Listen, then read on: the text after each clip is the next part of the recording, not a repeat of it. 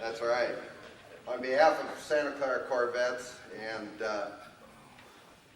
all of us here in the San Jose area, welcome to the 1998 Corvette Spectacular. This is the first year that we're going to be putting on some seminars.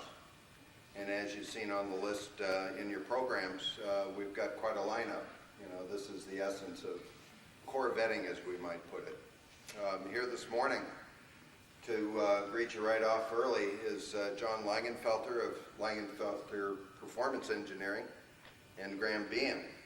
Graham, of course, came from Lotus some time ago doing the ZR1 program over there, and John grabbed quite a guy there, I'll bet. So without too much hearing my stuff, I'll go ahead and introduce them, and they're going to also be open for questions. So if you have any, feel free to ask them, and we'll take it from there. Again, welcome.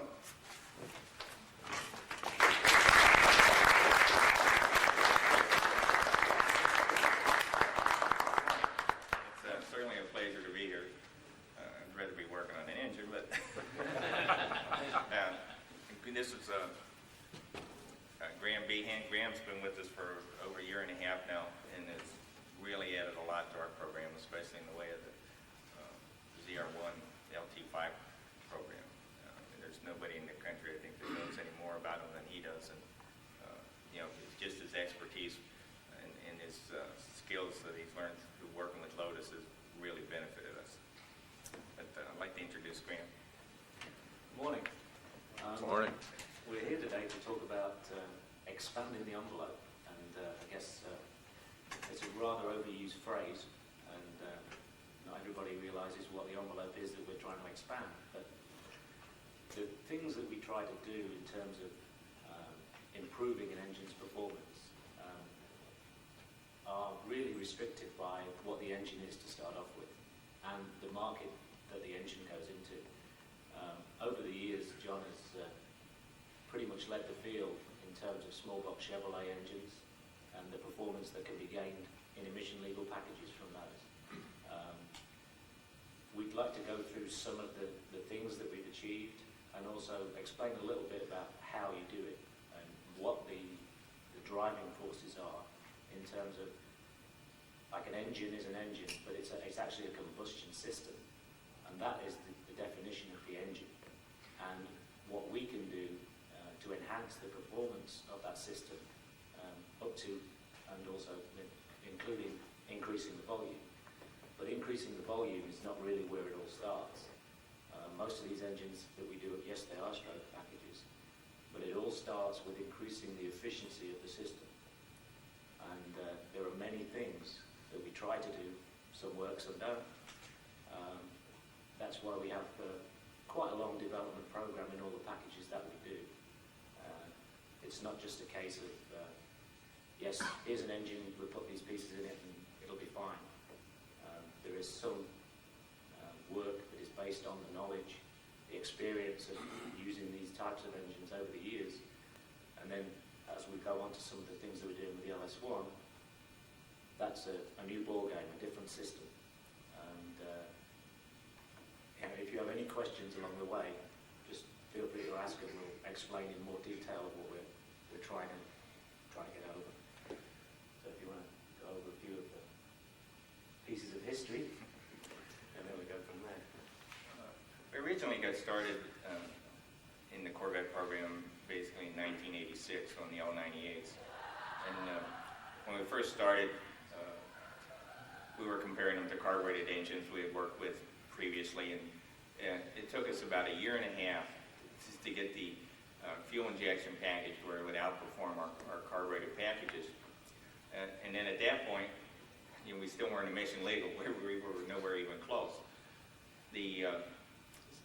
Then the big learning curve for us at that point was learning what government agencies we needed to go to, who the people we needed to see, and it really took us over a year to develop the contacts to be able to even do the emission certification on the vehicles. The federal government was actually the worst, because we're so busy, they just didn't want anything to do with us. And, you'd make a phone call and they'd tell you, call this guy, and you just kept going down the line. Once we finally got the vehicle certified and started to build a rapport, then it started to get a lot easier. Now we had experience with the L98. We did packages through 1991 on the L98, and we're able to achieve performance levels on our 383 of roughly about 420, 430 horsepower. Then the LT1 came out, and we're starting over with a new package and new problems. And the ignition system on the LT1 caused us a lot of grief, and actually still does to this day. We have problems with misfire at high speeds. The LS1 has really greatly improved in that area. On the LT1s, the packages, we were able to achieve levels of around 440 horsepower. In those vehicles, the Corvette would run approximately 192, 193 miles an hour for top speed, and quarter mile times on stock street tires of low 12s and 118 with a professional driver. And about the same period of time is when we got involved in the ZR1, and that's when I first met Graham. And we met at Mercury in Stillwater. Of course, we're trying to pump him all the information we could get, and we couldn't get anything out of it. And we were taking stock ZR1s to the emission lab, and they wouldn't pass. We couldn't get our modified one to pass, and we weren't getting much help. At that point, we finally, after about a 6-month period, got to ZR1 where it would pass emissions, and they started on a development program with those. That thing has developed to the point now where we have packages that are over 600 horsepower, and we have customers with vehicles with no cats on the car, run 1120s, 134 on a car they drive every day. The same vehicle run about 220 miles an hour. From that point, we developed into went to the LT4, which was another about 15 horsepower over the LT1. All these packages were developed around the same criteria. We look at trying to have a vehicle that you would enjoy driving.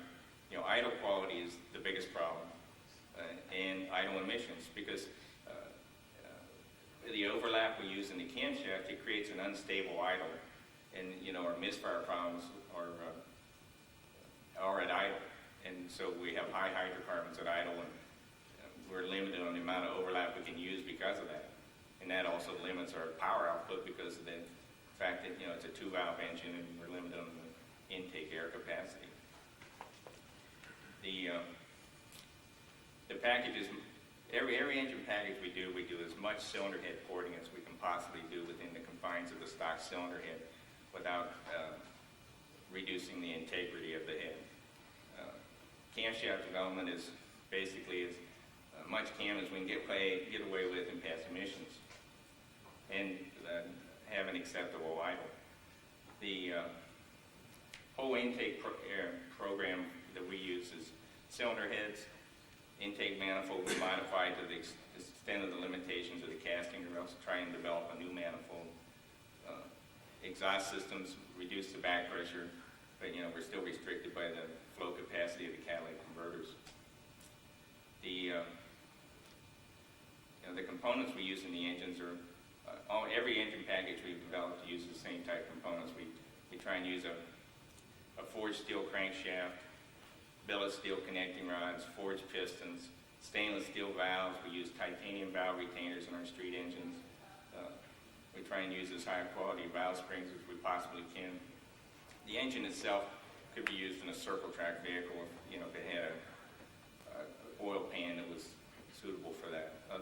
The components are the highest grade we can possibly use. That brings us to the LS1, which has basically been the same thing. We developed a head package for it. Crankshafts are a major problem. When we first looked at the LS1, we were really concerned about what we could get out of it, because the block itself is not borable, so we were limited in what we could do on cubic inches because of the fact of what we could just do in crankshaft stroke. The cylinder heads were a good head. The porting we did didn't get us the same flow benefits that we did originally on the LT1 and LT4. Intake manifold was plastics, so we were limited to what we could modify there. And, plus the fact that the electronics package had more safety built into it, so the engine actually was running at a higher level of performance than some of the previous packages. The spark curve was pretty much right on max power, and the fuel was close, so it didn't leave us as much room to tune and gain any power. We've been working that package for over a year and a half now, and surprisingly, after we found what we call it sweet spots, where we've gotten the engines to make around 470 horsepower, and with a better idle, better drivability, and increased performance. We've had cars that ran 12 O's at 120 miles an hour with stock street tires and reached 203 for top speed. I'd like Graham give you some of the problems that we experienced over the course of the development of the ZR1 package and also the LS1. And if you have any questions about what we do, please speak up, because we'd like you to understand what we go through. In California, what's your high horsepower engine package on the ZR1 that you can get emission legally? The 500 horsepower packages. Is that the And it's only because we haven't tried to certify the 600 yet. What cubes is that now? Is that the 368 or is that 383? 368, and well, the 385 is certified there too. So Graham now actually knows more about that than I do at this point. Sorry. I had a question back on the LT1 motors. It seems like your most popular package for the LT1s and LT4s is the 383. Any reason for not going higher, like to a 396 or a 409? At about originally 380, we developed all our packages around 383s, and it was really more of a marketing thing on our side. We've been known for 383, so we just continued to stay with them. The other thing that, because of the limitations of the head and the intake manifold system, we built a few 396 cubic inch engines. We really didn't see any more peak power and only a very slight increase in the torque of the engine. We had a lot more, more piston speed. We saw higher oil control, and just didn't see where it benefited us at that point. Sticking with the LT1, I have a 93F body and 6-speed, and I was a couple years ago ordering parts from your shop. I've got some contradictory information. Sure. I'm running your 219 cam in that. You had a guy named Bob. Wait, a manual training or automatic? Manual. 6 speed? And Bob Clark said go with the 211 when he was employed with you. And I said, okay, who does the chip? And he gave me Jimmy Formato. Mm-hmm. And so I was calling him, ordering stuff in, and Formato said, go with the 219 cam. Parts arrived, and I had to call him back. He said, well, I don't have a cold start idle. The difference between the two cams, if you actually dynoed the engines back to back with the same camshaft, below 5,000, the 210, 219, or 211 cam actually makes more power. From 5,000 to about 5,500, you're about even, and then above 5,500, the larger cam makes more power. So it shows you a higher power number on the dynamometer. The actual performance in the vehicle, in 90% of the applications, is actually better with the smaller camshaft.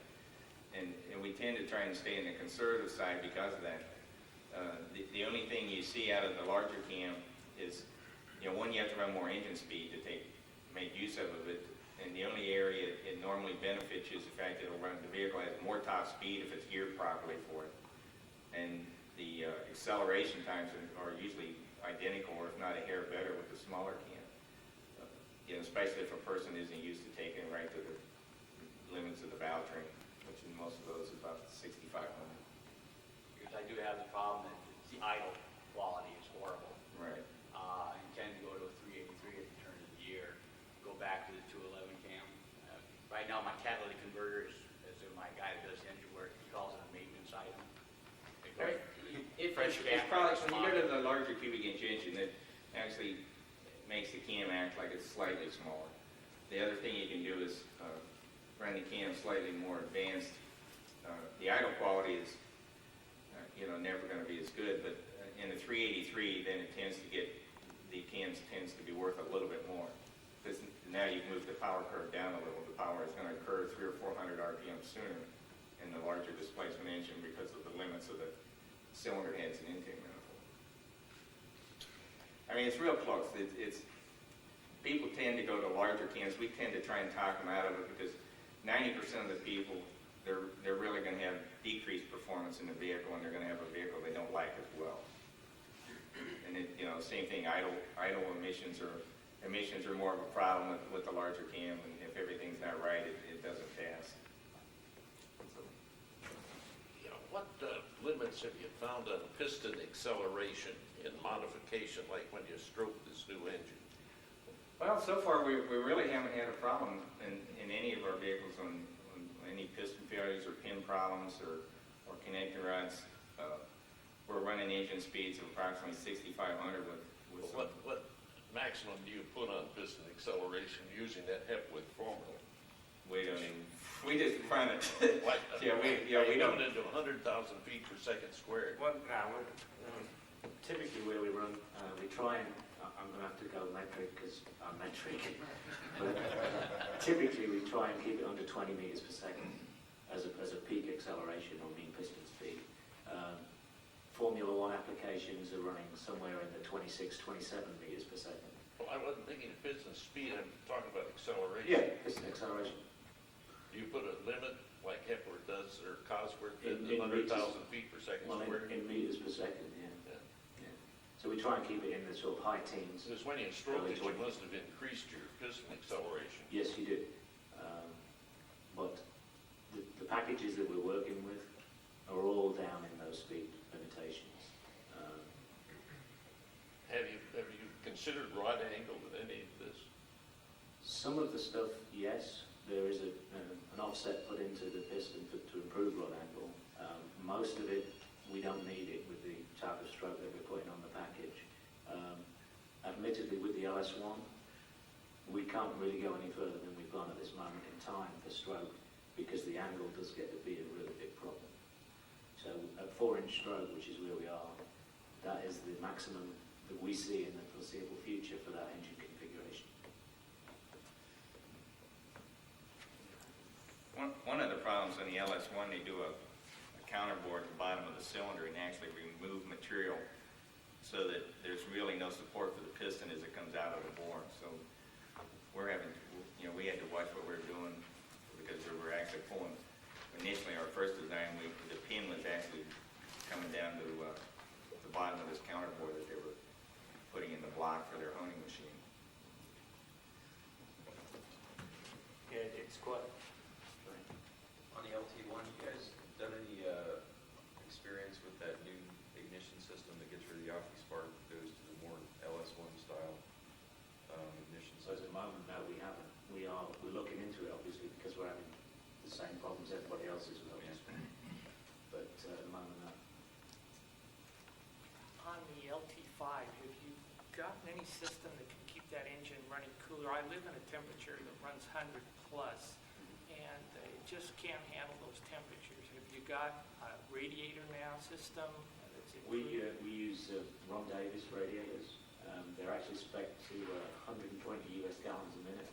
The cooling flow of the LT5 is 100 gallons a minute, but 7,000 RPM. Does that seem to help? That does control it. We couple that with a non-bypass thermostat. So we effectively take out the vehicle problem that Chevy really gave us because they didn't want to change the radiator for the LT5. The radiator is only good for about 65, 70 gallons a minute. So the bypass is there purely to protect the radiator core. That's why we use a radiator that's got a flow capacity of 120. Now we can put in an aftermarket like 160, 180 thermostat without the bypass function. But that controls the coolant temperatures, but basically the LT5 is limited more on oil temperature.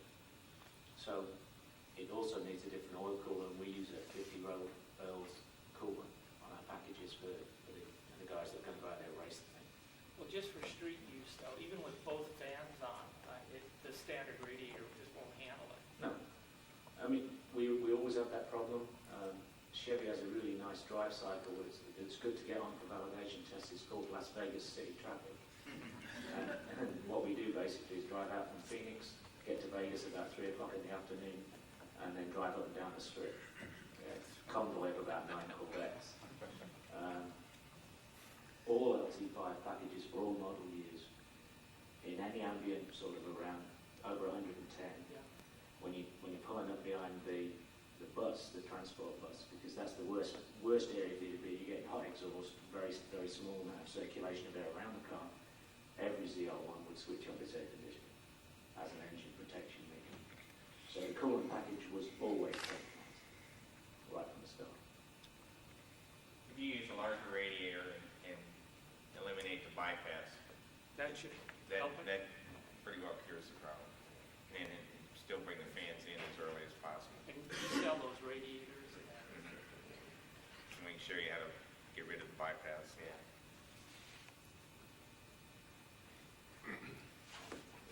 Go ahead. Do you have CNC programs to get these sweet spots for like the LT4 heads and the LS1 head? We have CNC programs for L98, LT1, LT4, and LS1.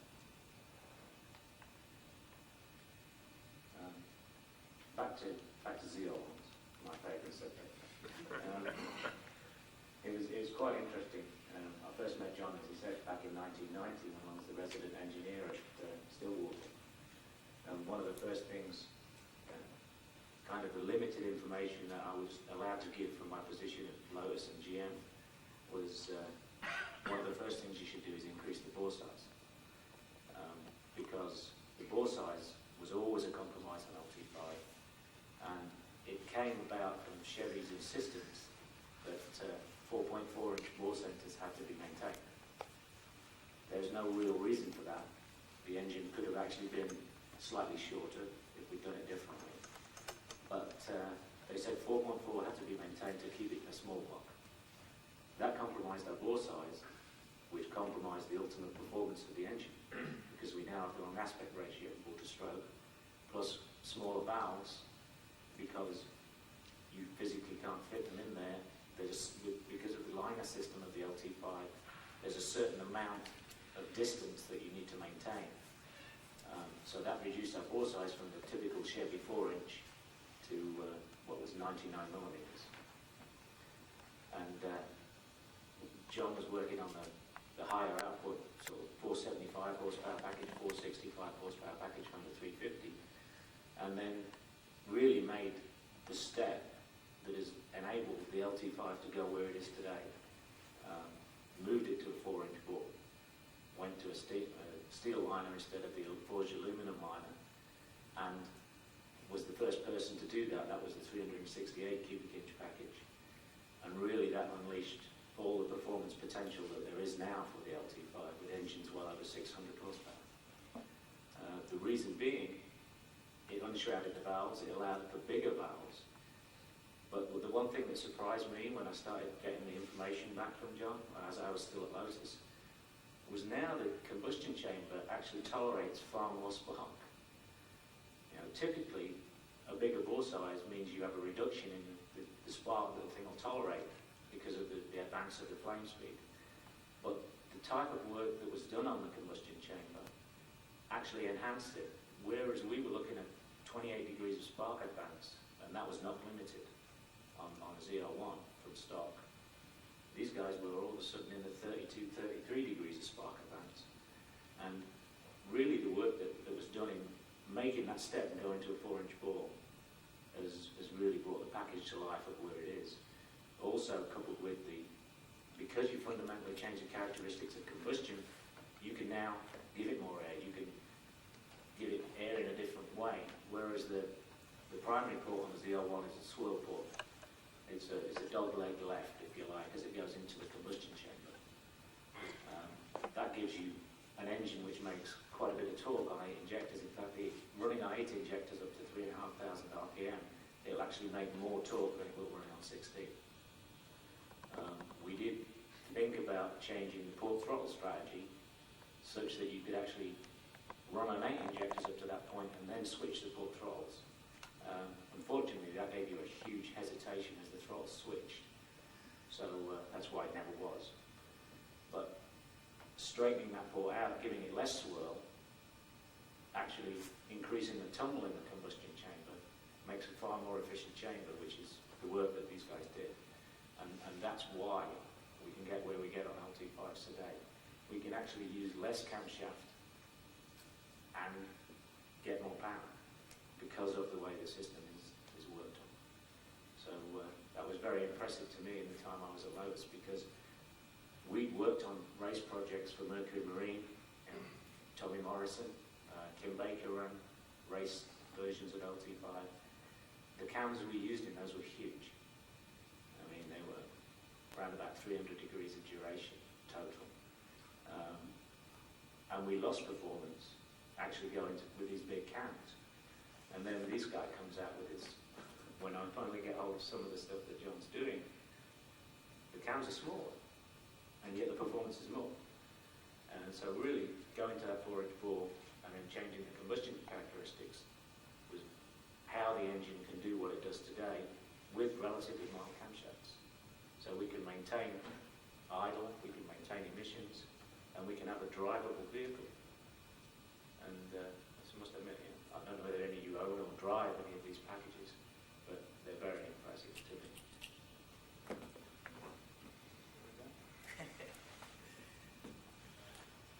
First of all, I want to compliment you both on what you've done for our sport and cars, and Graham for answering some of my emails over the internet.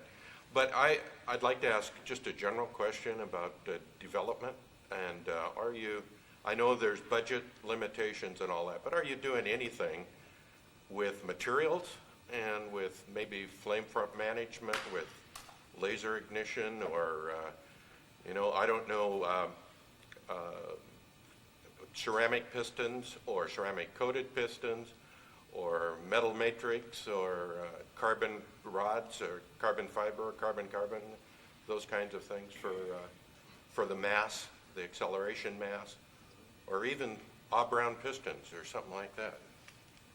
Well, actually, we're looking at some of those materials, but we're looking at them for a race application we're involved in. We currently have a Chevrolet S10 Pro Stock pickup that we drag race, and we're looking at lighter materials for the pistons, the connecting rods, anything we can do to reduce the reciprocating weight in the engine shows up in performance.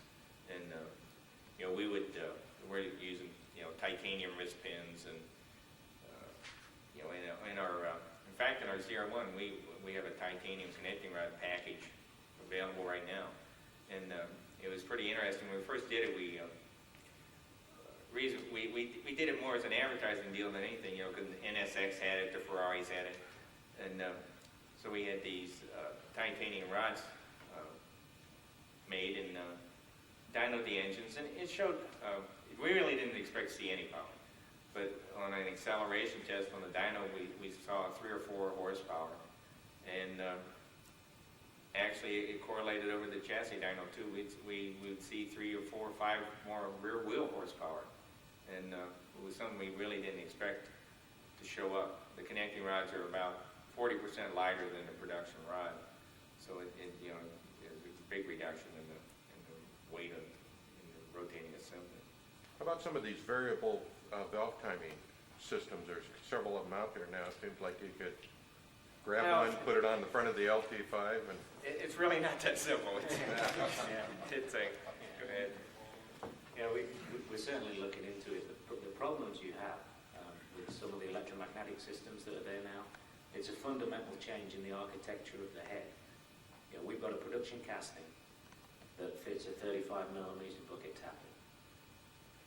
system for the electromagnetic stuff is actually slightly larger, but doesn't have any of the inner workings. So like the area that we have available to us is very much limited by the head.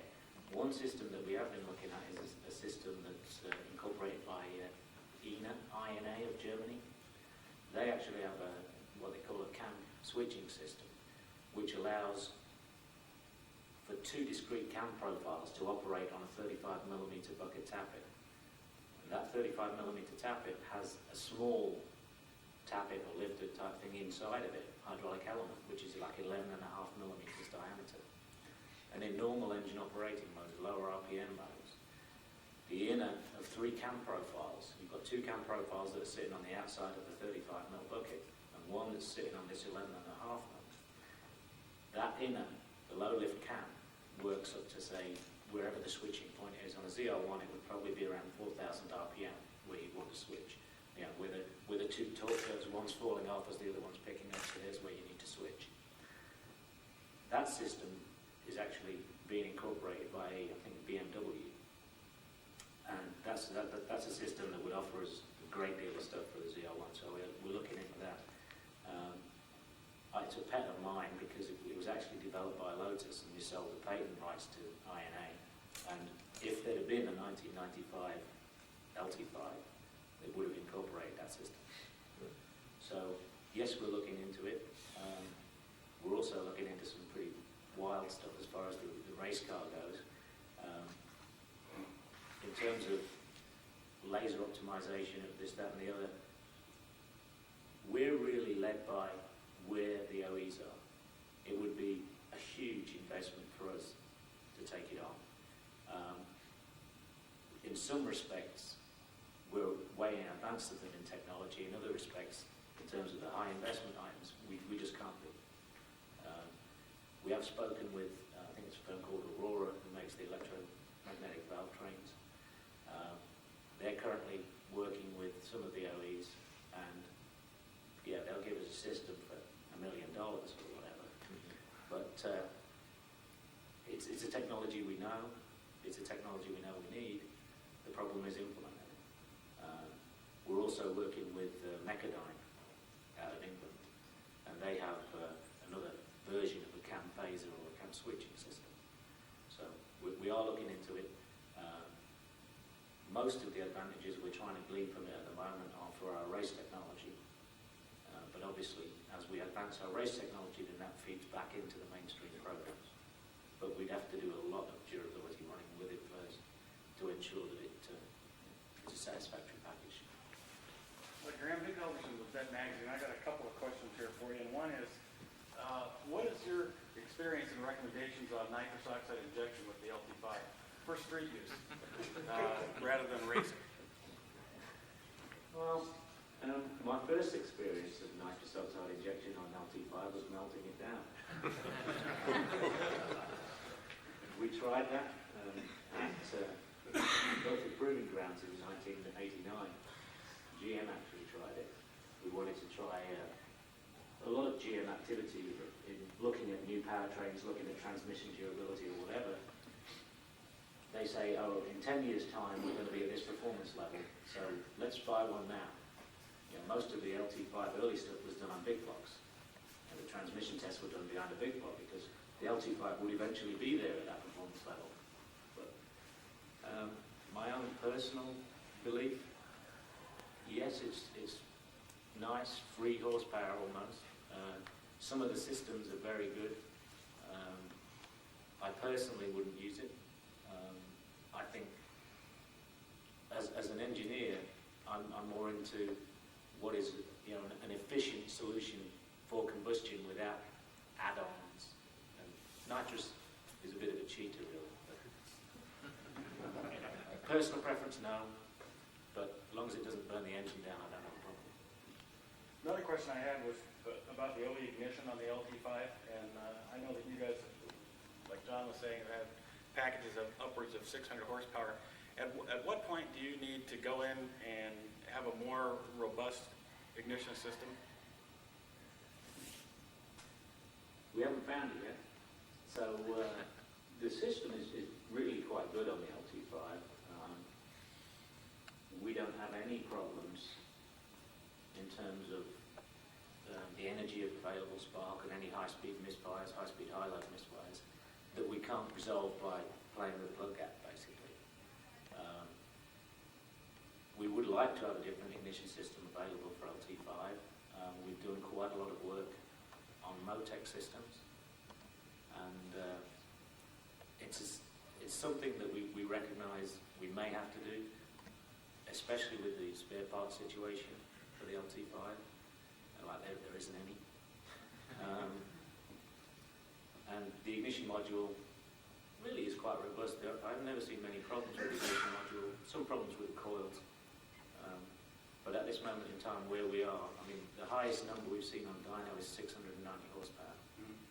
And we do not have a problem with it at the moment. There's a company down in Memphis that's actually selling what they call a high energy coil pack for LT5s. Have you used that at all? No, because we tend to, if it ain't broke, don't fix it kind of thing. The OE system is perfectly sufficient for where we are. As I say, as the spares become less and less available, then to keep these things going, we do recognise you need to look for something else. But at the moment, we don't have a problem with where we are. The people at Autotronic Controls, which they sell the MSD brand there, they're fooling with a CD ignition that will connect directly between the module and the coil pack. Would you ever see any need for a CD ignition? Why would you think that they feel there's... I think a lot of times with these companies is they have a neat idea and then they try and think of some way of marketing it. You could say, yeah, capacitive discharge ignition is the way to go. I mean, it's proven good and reliable and whatever. But once I say, if it ain't broke, don't fix it. That's my motto. One of the things, one of the reasons we really tend not to change components if there's no need is, GM spent a lot of money to test the components in environments that, we don't have the means of doing. Has spent a lot of money developing that component. And if we don't see a problem with it, we really feel that, they've done a lot more testing over a longer period of time than we ever could. The other thing is that, a lot of the aftermarket manufacturers, if we install that on a customer's vehicle, he may be out in the middle of some oddball, nowhere, and if it fails, how's he going to replace it? It's a lot more of a problem. If we use a production GM component, the guy can get down to a local dealership, or if he can't get it there, they can have it in a day. So even with, that's like, we see a lot of people changing clutches. We tend to run the stock clutch in just almost every vehicle we've developed. We've tried aftermarket people's components, and sure they bite harder, but normally they fail a lot earlier, and they're actually harder on the rest of the driveline, the transmission and the rear end, because of the higher shock loads. One of the things that comes up quite a bit as a controversial subject, and I know you have a background early on in your career as a dyno operator, and surely Lingenfelter has many dynos in their shops. The question that comes up a lot, though, is what is the loss through the drivetrain from the crank back through the rear wheels when you do a dyno test on a chassis dynomaster, such as they have here this weekend on a Dynajet system? Well, I guess it depends. It depends on a lot of the problems that come into it are you're competing against other people that are advertising their engine based on a certain amount of accessories on the vehicle, certain back pressures on the dyno. I mean, if you exactly duplicate the same conditions that the engine's in the chassis on the dynamometer, you typically only see about, let's say,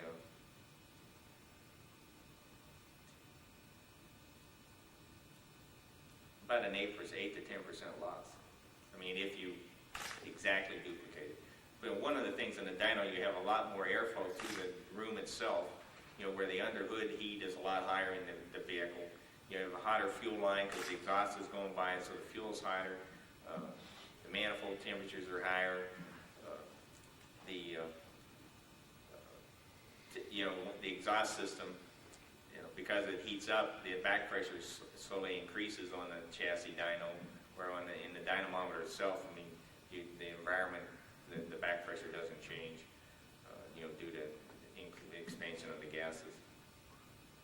there a major difference between a manual transmission drivetrain and an automatic? And also, does it matter which gear you're doing the dyno test in on a chassis dynamo? Well, there is a major difference. You know, we typically see 20 to 25 horsepower difference on the same engine. You know, we've dynoed both engines on a dynamometer, and they've been installed in a vehicle with one a manual transmission, one an automatic.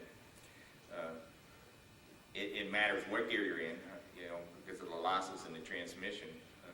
Typically run our tests in fourth gear, you know, which is 1-to-1 on the manual transmissions, and then the automatics we use drive as the gear that we measure the horsepower in. But the other thing that happens is in the newer automatics, they don't lock the torque converter up full throttle, where in the earlier LT1s and cars, the torque converter was locked up under full throttle once you achieve somewhere around 70 or 80 miles an hour. Just locking up that torque converter, you'll see 20 rear wheel horsepower increase. Wow. But you're still down about 10 to 12 horsepower from the losses through the transmission itself. Why are they unlocking the converter? Torque converter life. Figured. I mean, it decreases the performance of the vehicle in the quarter mile too. Yeah, if you take an automatic transmission car to the track, lock the converter up once you reach about 60 miles an hour. I mean, it's usually 1500s and 2 mile an hour faster in a quarter than it would be unlocked. One last question, maybe Graham could add something. The ZR1 is special with only 6-speed manual transmissions on the car. What would your estimate be for a drivetrain loss factor for a ZR1? Well, I would tend to agree with John in purely mechanical losses. You know, if you assume 4% for a gear ratio, that's quite a good gear ratio. The only other thing that comes into the chassis, the horsepower on the chassis dyno, is there are losses from the tyre to the wheels. I'll go back to the 405 horsepower LT5, that engine in what you call GM Test 1 form, which is the certification test, the power certification test, made 405 horsepower. That was running a full vehicle exhaust system. I mean, the actual vehicle exhaust system, not a representative back pressure, which can change the tuning of the engine, where the torque peak and power peak occurs. So running the vehicle induction system, the vehicle exhaust system, the engine made 405 horsepower. Running no inlet restriction, dyno headers, and optimized fuel, so LBT, MBT fuel, so it made 445 horsepower, the same engine. And I think some of the numbers you see from a dyno are under a more optimal condition than you see in the car. Also on the ZR1, a huge difference is what temperature you run the test at. If you run the test at 200 degrees and then run it at 160 degrees, you probably get 40 or 50 horsepower difference from the same package. And we see so many of these dyno numbers and people saying, my car should make this, it made that there. The huge difference that you get on a ZR1 in temperature is enough to answer most people's problems and questions. So, yes, I can run an engine. I started off at 160 degrees F, and I can make 40 more horsepower than a guy starting at 200. People don't understand that. When people go to altitude, there's a significant difference there. There's got to be a difference in the way we calibrate when you get to altitude. Because basically, if you're running at altitude, and say you've got 27 inches of mercury as barometric pressure, that's only equivalent to like 93 kPa map. Some vehicle packages don't even switch to wide open throttle, fueling at that map. So once you're running at altitude and you're running wide open throttle, you actually might not be getting your full power enrichment and whatever. So there's lots of things we need to look for, and lots of things, are potential for variations in what you can actually see. So you could say, I can make a drivetrain loss on a ZR1 22%. But in my mind, I know mechanically, it's got to be around 10 because I've got 2 gear ratios to go through, so it's got to be around 10. Whatever then the slip is to the dyno is a fudge factor that's maybe 2% at the outside. But with that temperature variation, you can make it a whole lot worse or a whole lot better. Yeah, to answer one question, I was talking about 95s and 405 horsepower. We typically chassis dyno a 95 will see 330 at the rear wheels, 333, somewhere in that range on a dead stock vehicle. Another thing that it makes a big difference is actual tire pressure. You can change in actually a soft compound tire. We've chassis dyno vehicles with drag slicks in the back. They'll lose 25, 30 horsepower to rear wheels from the loss from the tire. It's unbelievable. Your engine packages, when GM did the durability cycles on them, which I know Graham is more familiar with than probably any of us here, with the 200-hour cycles, would you expect all your modified, like the 415 LT5s, to go through a 200-hour durability cycle without any sort of failures? Or at what power level do you start to compromise the durability of the package? It's not so much the power level, it's the tuning level. When you have it for the engine calibrated for best torque and best power, then you don't have any safety margin at that point. I mean, your environment has to be fairly controlled. Running at the same amount off of max torque and max power, we feel that the engine would be fairly competitive on a durability cycle. The only other thing is, you're looking at a higher engine speed. The production engine at the higher engine speed wouldn't have the same durability either. But the components we use are higher quality. The connecting rods are better material, the valves are better material. Detonation in the ZR1 has actually been our major warning problem. Cam chains. Heard a lot of controversy about cam chains going away. Cam chains are going away. I've got an early ZR1 motor that I road raced. Okay. I'm on my 3rd season with it. And Life is grand. there was a problem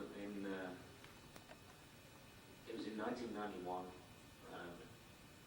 The chain is actually a very highly stressed component on the ZR1, primarily because of the package to fit the engine within the chassis rails of the Corvette. It's got 22 teeth on the cam drive gears. This puts really high loads on a chain system. There isn't an awful lot of overlap. You'd like to see a lot more wrap, you'd like to see a lot more teeth engaged. The chain system is actually, it very nearly killed the program in its infancy. The LT5 was a simplex chain engine based on the information that we were given from Reynolds in England. They actually said it was 16 times stronger than we needed it. Well, it got to 4,000 RPM and spat itself all over the floor. Early durability testing with some of the engines that Ed's got, we couldn't run over 4,000 RPM. To get the 400 hours that GM wanted us to do in terms of a durability cycle, we ran 11 hours at a time and changed chains, not going over 4,000 RPM. Then the duplex chain came along from Borg Warner. That chain is what they call interference fit. So the pins, as they press into the links on the chain, are all interference fit. And then the chain is pre-stressed. So basically the chain is stretched to 20% over its load capacity to put compressive stress into the joints. Now back in 1991, there was a batch of chains called, I think 15EJ was the code on the batch of those chains. They missed the pre-stress operation. And yes, they failed. There were, I think I've heard of 2 or 3 in-service failures using those chains. Now, there was pretty tight control on what went into an LT5 in terms of traceability of components. So we could isolate pretty accurately where those things were. And then we did we had a closet statistician at Lotus, and we made a projection based on the 95th percentile customer, as GM likes to say, and how many are likely to fail. And we actually predicted about 4. And the decision was made to, okay, we'll go with it. And we've had 3 so far. In terms of the chain durability itself, the chain is a very strong piece of equipment. Normally, you have to get them overspec so the chain system is out of control before you initiate a failure. So we don't really have any long-term fatigue problems. It's usually a very short overload failure when the engine goes over speed. Lots of comments and talk about chain tension and rattle and how the chain tensioner systems work and what's the reservoir and why does the right-hand side one always rattle or sometimes rattle or maybe not rattle or whatever. We did a lot of testing with actually running that chain with the tensioner deflated, if you like. No check valve in it. We did a couple of thousand hours on 2 or 3 engines to make sure that for your start-up chain rattle scenario, that there wouldn't be a durability problem with the chain. I think fundamentally, everyone by now realizes that the right-hand side chain tensioner has no low-pressure reservoir because it's angled down at 45 degrees. The service fix gave it a low-pressure reservoir, and then the later AL Dunn heads gave it that integral in the head. I think I saw something where the engine has favourite places to park. It's 4 places actually. People say it's 2, but it's actually 4. We did quite a lot of analysis on this. 2 would tend to drain down the tensioner because the chain's tight on that side. 2 would tend to not drain down the tensioner. But as soon as the chain goes over and cycles a load, so the cam, as it tries to drive the cam open, tries to drive the valve open, the chain goes slack. The tensioner has a 200 Newton spring inside of it, which pushes the tensioner out to extend it against the chain. At that point, you basically got a 50-50 shot of whether it gets air or it gets oil on the initial startup. That has no effect that I've ever seen on cam chain durability. The cam chain problems were isolated to a batch of, we made a mistake, and then everything else I've seen is like a low fatigue, not fatigue, but like a high load, overload failure. I know that you monitor the internet, so you're aware that on this CCT thing, there is a tremendous amount of controversy and probably a lot of rumor. And just to summarize, it sounds like what you're saying here is that not counting the engines that either got the service fix or the last few 95s that had the different cylinder head, an engine that has no other pre-existing problems but does rattle a little bit on startup due to the cam chain tensioners, it's not a durability problem, it's strictly a pleasability issue. Absolutely.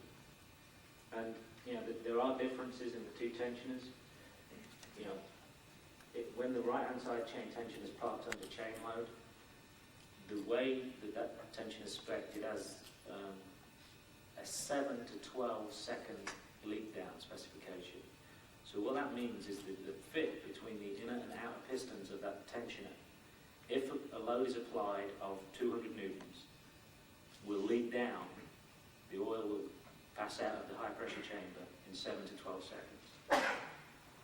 That's what that means. That was actually an increased specification because the left-hand side chain tensioner is 1 to 6 seconds leak down, based on the tolerance of the transition fit, the sliding fit. And so the right tension has actually got a higher quality fit, and some of the ones that tend towards 12 seconds from new don't exhibit so much of a chain tension or rattle problem as the other ones. Some owners have complained about lifters bleeding down when the engine's not running now. Is that a problem that's caused by something unrelated to the cam chain tensioners? Yes. What would you think it would be? Well, once again, it's a hydraulic device. The leakage rate of the lifter is controlled by the fit. So over a period of time, they will drain down if they stopped loaded. It's as simple as that. Aeration is a big problem. You can't really get more than about 7% aeration, as chances are you'll make a noisy lifter. But fundamentally, if it's parked with a load on it for a period of time, the oil will drain out of it. then, if there's sufficient oil in the low pressure chamber of the lifter, when the lifter comes around and becomes unloaded on the base circle, that it can draw oil in, you won't have a noisy lifter. But if there isn't, it'll draw air in, and then you will have a noisy lifter. And sometimes with a lifter, you need to run to sort of 2,000 RPM before you get air out of it. There's some people on this cam chain thing that have decided that a solution to either lifter noise on startup or cam chain tension is one of these non-GM oil filters that contains what they call an anti-drain back valve. Now my position has always been that if you have a chronic problem with either chain tensioner noise or lifter noise on startup, that problem needs to be solved, and using the anti-drain back valve equipped filter is strictly just a Band-Aid to eliminate the noise.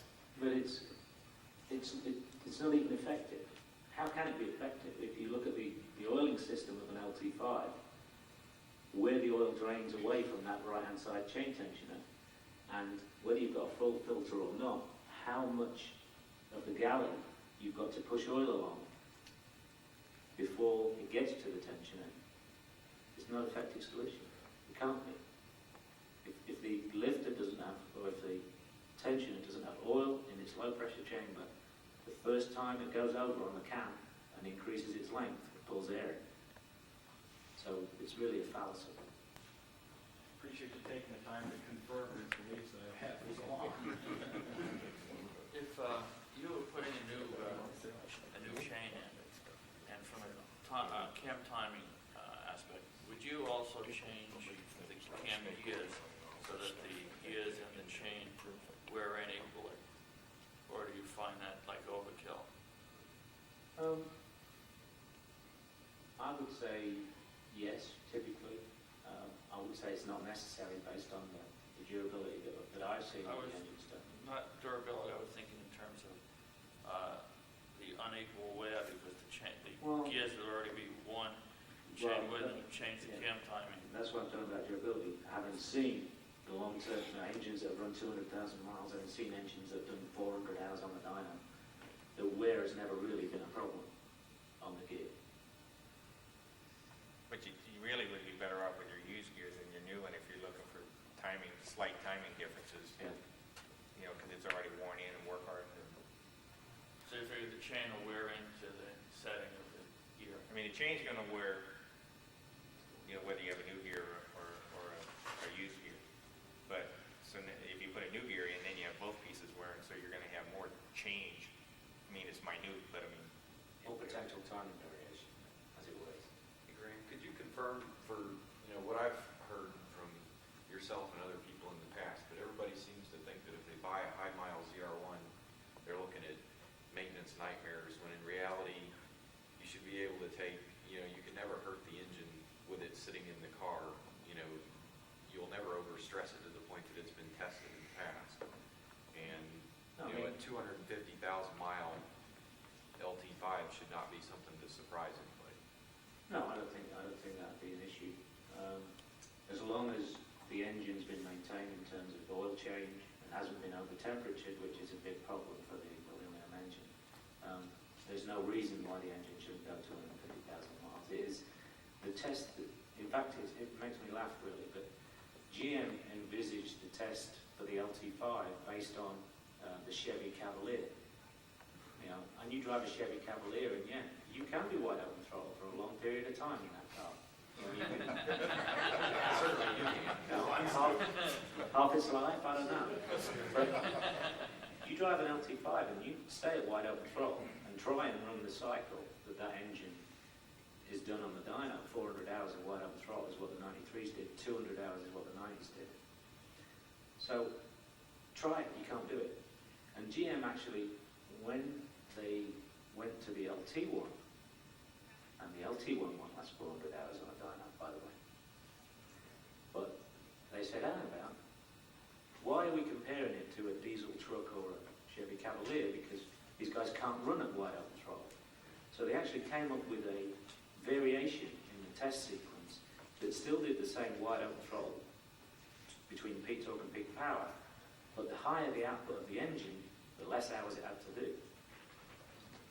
So the LT5 did 400 hours, the LT1 had to do 200 hours when it came in, and I think the LS1 ended up doing like 170 hours. So it's a more realistic durability test, and I would argue that yes it is. I mean, we argued till we were blue in the face that you can't be putting us on a diesel truck cycle with a high performance engine. Didn't work, we had to do 400 hours. But the plus side of that is that now you have a very robust engine. Everybody has kittens when they see a high mile ZR1, and it's like, Oh, why? everybody had kittens when they first saw it. You know, I would go to the plant at Bowling Green and they're supposed to be fixing the car. And here's the ZR1. No one wanted to work on it. No one wanted to walk near it and open the hood because it's like, I've never seen this before. You know, it's an engine, and that's all it is.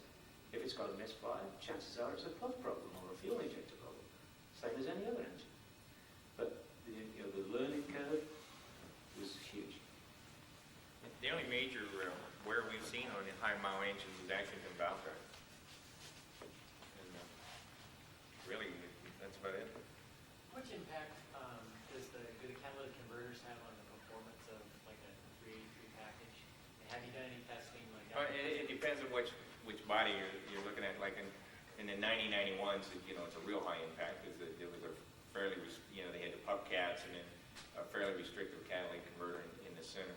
On the LT1s, one of the big gains in power over the L98 was the fact that it had just a much improved exhaust system. The catalytic converters on a LT1 catalytic converters on a 400 horsepower engine will hurt at about 8 to 10 horsepower. It's really pretty insignificant. In the ZR1s, basically the same thing. We see about 14, 15 horsepower loss through the catalytic converters on an engine that's making, close to 600. The original equipment manufacturers seem to be getting less and less excited about octane in their current products. How limited are your street cars by the availability of only 92 octane fuel here in California? Not at all. So if you had a 93 or 94 octane or 95 octane, it wouldn't change it. No. Actually, the cooling temperature that the vehicle's running at has more effect than anything. In the intake manifold charge temperature. If you're in low speeds and in heavy traffic, if you were able to watch your intake manifold charge temperatures, they'll go up 40, 50 degrees. That 40 to 50 degrees will have a significant impact on the detonation level of the engine. And you really have to go out and drive at highway speeds for probably 5 or 6 miles before that charge temperature comes down. Okay, so having a 95 octane fuel wouldn't help you at all. Well, it would help you in that point, in the case where you had higher charge temperatures. We typically calibrate for around 90, 91 octane fuel when we tell people 93. I heard on the LS1 development from Jason that you guys are working on a new intake manifold, headers, cold air intake, and I don't know what else. Mm-hmm. Can you talk a little bit about some of these new things that are going to come out? Yeah, the headers, we've been testing them for the last 3 months. It took a while before we had a package that we saw the performance gains that we were looking for. One of our favorite packages is a header Graham designed with a 180-degree header that we did 3 of them for GM for some durability testing and transmissions. But let me have Graham talk about them because he's the most familiar with them. The work we did for GM, because I'm European and like the sound of a Ferrari, we decided GM wanted the engine package that they were running at the moment made the power target they needed, but it didn't make the torque target. And what they were looking for was future transmission durability testing. So they came to us, and basically what we did was cross-couple the cylinders that are firing at 180 degrees, so we get exhaust scavenging during the opening, or during the overlap phase of one cylinder, another cylinder is exhausting, so then we get exhaust scavenging. And we upped the volumetric efficiency basically on the engine, didn't change anything else. And it was worth, on a stock 350, it was worth 23 foot-pounds of torque and like 12 horsepower, 12 to 14 horsepower. The test work that we're doing for ourselves, like when we wanted to do a high-speed test on the car. We obviously wanted a header system. So we went with a 29-inch primary full-length header that actually gave us 36 foot-pounds of torque and 25 horsepower on one of our 383 packages. And that particular package was over 430 rear-wheel horsepower when it did 203 miles an hour. We've also, yes, we're going to work on an intake. We know what we need for the intake. In fact, when we get back in the office on Tuesday, we should have quotations from the foundry on how much it's going to cost us to get the thing done. I heard you're using aluminum. It would be very expensive for us to get an injection mold tool. Because I know Mallet's doing carbon fiber, and they're Well, already estimating theirs is $1,500. Ours will be significantly different to that and probably more performance. Just because of the nature of the beast. The ZR1 that Car and Driver tested that outperformed all the other cars, what package is in that? That's a Lingenfelter? 415. That's a 415. It's like the second level 415. The base package is 620 horsepower. That's where the big valves and the section 40 plenum, so it's around 640 horsepower. We put a 373 differential in it. I mean, it was actually a customer's car. We had a problem. John's ZR1, we were going to go down to Texas to try and do top speed for road and track, but Car and Driver wanted the car Friday and Saturday, and we had to be in Texas on Monday. So, we couldn't do it. So we actually phoned one of our customers and said, would you mind if we used your car? And the guy we picked, Dick McKee, was very good to us. But the reason we picked his car was it was the only one we had that wasn't lowered and didn't have coilovers, but had a big brake package. But it only had a big brake package on the front, and it wasn't the biggest brake package. So we were already compromising our braking performance. We put some random technology catalysts on it, and 373 differential so that we wouldn't have to change out of fourth gear to get 150. And then put a custom FX3 chip in for the adjustable suspension so that we get more weight transfer for the type of drag race application. That car, I mean, George Bryce's car, which is another 415, did 1097 or 134 with John driving it in the quarter mile. That car would probably be a bit quicker because traction-wise it's better because it can weight transfer. Bryce's is lower than coilovers. It was the base, just a basic package. We didn't do any particular preparation to the engine in terms of calibration or anything. It just was the way it was. And even though they were not aggressively driving the car, I mean, the guy was only getting, I think, about 1160 to the quarter, which is like probably 3/4 of a second off where the car could have been in the quarter mile because he was launching at 1100 RPM. And those cars are actually making sufficient power and torque that they'll just cremate the tyres through first and second and third. So he had to balance his acceleration as to where his traction limit was because one of the specifications they had was a certain rating of tyre, so we couldn't use anything sticky for the job kind of thing. And I mean, it made good performance numbers. It's kind of a benchmark now, and we'll see who steps up to the mark. Grant, we have to wrap it up, and I do have one last question for you.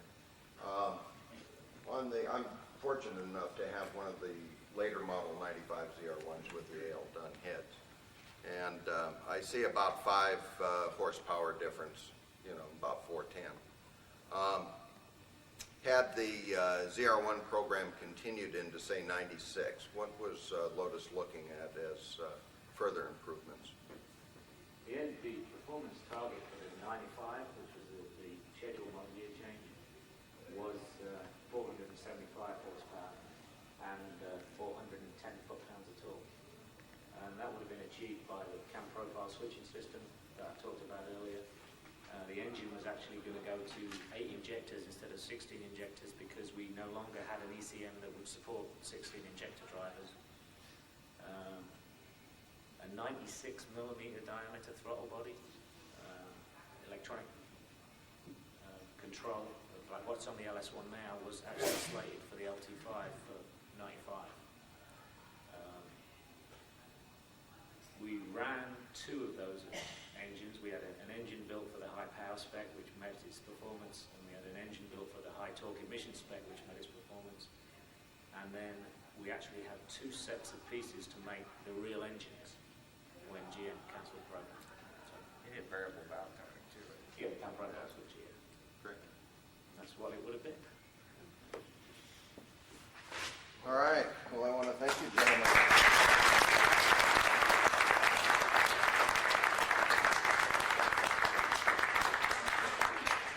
Again tomorrow.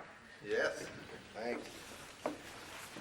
Next coming up in this room will be Doug Rippey in probably just about 10 minutes. So if you want to take a little break, we'll be back here. Thanks.